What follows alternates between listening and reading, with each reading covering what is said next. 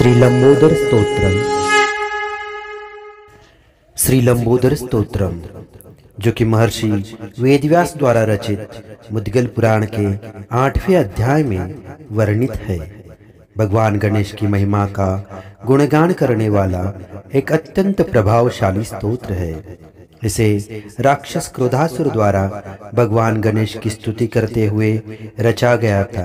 क्रोधासुर जो अपनी तपस्या और ज्ञान के कारण विशिष्ट शक्ति से संपन्न था, अंततः भगवान गणेश की कृपा से अपने इच्छित सिद्धियां प्राप्त करता है।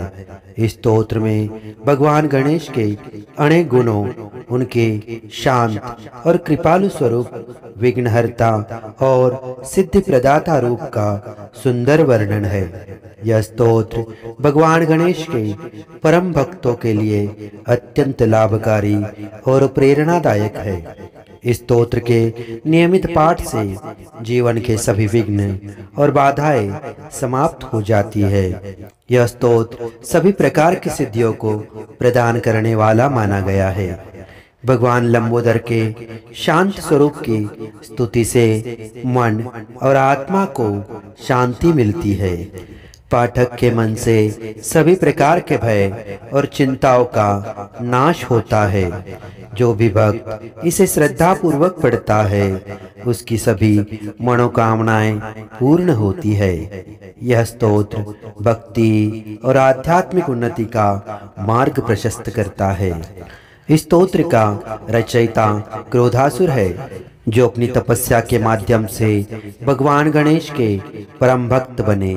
यह स्तोत्र उनके द्वारा भगवान गणेश की कृपा प्राप्त करने के उद्देश्य से लिखा गया था। श्री लंबोदर स्तोत्रम का पाठ श्रद्धा और भक्ति से करने से व्यक्ति पर भगवान गणेश की विशेष कृपा बनी रहती है।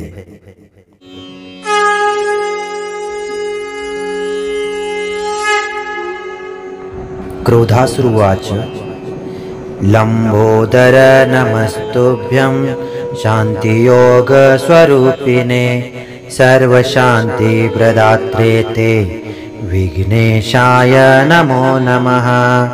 असंप्रज्ञात रूपेयं शुण्डाते नात्र संशयः संप्रज्ञातमयो देहो देहधारिन्नमो नमः। स्वानन्दे योगिभिर्नित्यं दृष्टस्त्वं ब्रह्मनायकः तेन स्वानन्दवासी त्वं नमः संयोगधारिणे।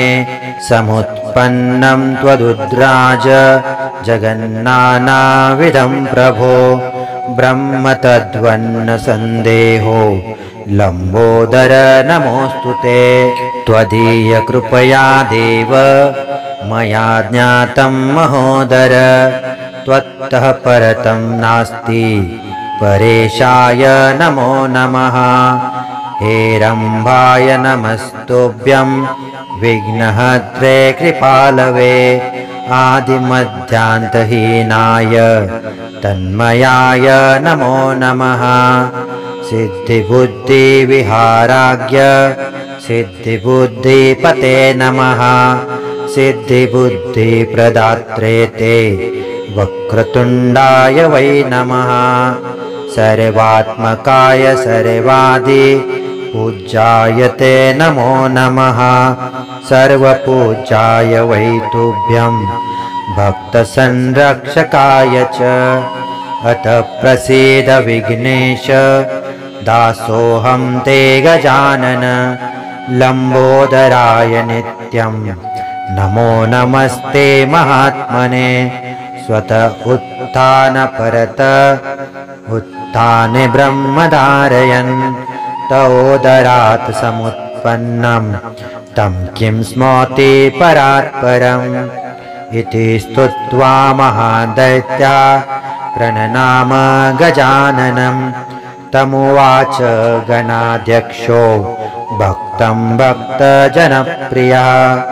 लंबोदर उवाच वरं वृणो महाभाग क्रोधासुरहृदीप्सितं दास्यामि भक्तिभावेन स्तोत्रेणाहं हितोषितः त्वया कृतमिदं स्तोत्रं सर्वसिद्धिप्रदं भवेत् यः पठिष्यति तस्यैव क्रोधजं न भयं भवेत् शृणुयात् तस्य तव दच्च भविष्यति न संशयः यद्यदिष्यति तत्तद्वै दास्यामि स्तोत्रपाठतः।